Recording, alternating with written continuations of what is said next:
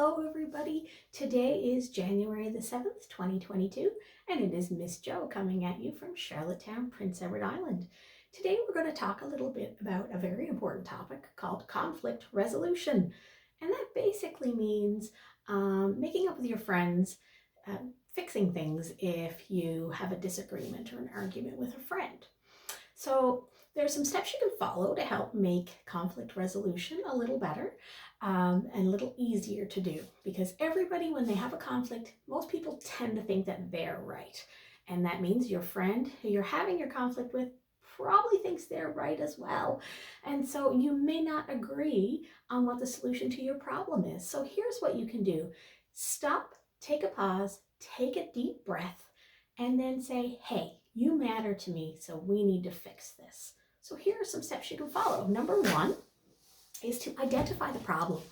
Maybe you don't even know what the actual problem was. Maybe what you think your friend was upset about is different than what your friend was actually upset about.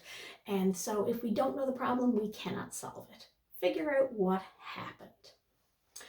We would brainstorm ideas, number two. So come up with ideas of what you could do to resolve the problem. So let's say, for example, the problem was that you and your friend were hanging out and you had different ideas of what you wanted to do with your time. And so you start, instead of we have to do what I want to do or I'm not going to hang out, or we have to do what your friend wants to do only, or you're not going to hang out, you can come up with a bunch of ideas of what you could do with your time together. That could be, maybe it might not be anything that either one of you originally wanted to do. If you've already decided, I don't want to do that, I don't want to do that, then you may come up with a whole bunch of new ideas. So brainstorm your ideas about what you want to do, and then compromise. So compromise means neither of you are getting exactly what you want. You're not doing what either of you originally set out to do,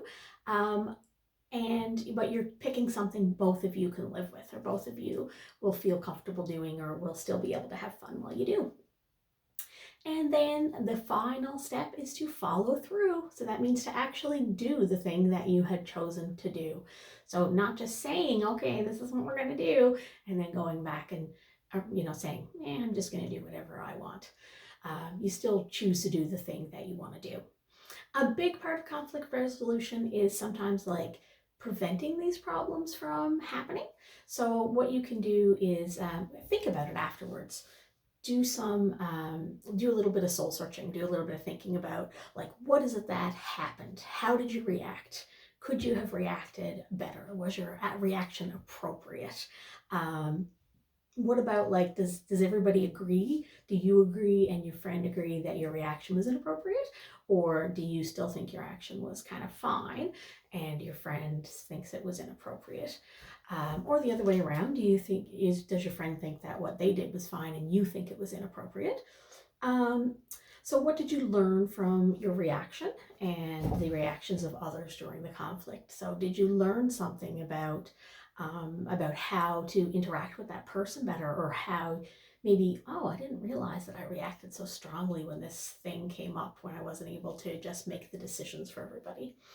And then give yourself a couple of tips for resolving or reaching the consensus, and that will help you to prevent it in the future because you're better prepared. Okay, I'm going to link a couple of worksheets in the video that will help you follow through with conflict resolution.